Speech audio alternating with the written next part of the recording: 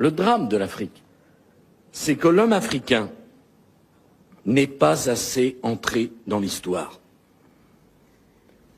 Le paysan africain, qui depuis des millénaires vit avec les saisons, dont l'idéal de vie est d'être en harmonie avec la nature, ne connaît que l'éternel recommencement du temps, rythmé par la répétition sans fin des mêmes gestes et des mêmes paroles.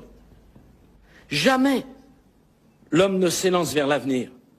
Jamais il ne lui vient à l'idée de sortir de la répétition pour s'inventer un destin.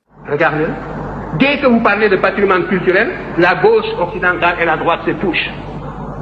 Et souvent la gauche est plus minable que la droite. Faites l'expérience, on vous accorde l'égalité abstraite, mais l'idée que des nègres aient pu connaître une promotion historique dans le passé leur est réfractaire. Ils sont réfractaires à cette idée. Et parce que leur formation intellectuelle tardivement acquise se situe à un niveau très superficiel, au niveau du cortex, au niveau de l'intellect. Mais la formation qu'ils ont reçue tous dans leur plus tendre enfance, les clichés auxquels ils sont habitués dans leur environnement d'enfance, les caricatures et tout, comme je vous le montrais ici, aussi dans le monde méridional, c'était l'inverse. Tout cela les empêchait, les rendait aveugles, n'est-ce pas, pour observer des vérités comme celles que nous leur opposions. Il faut savoir que l'adversaire vous tue intellectuellement.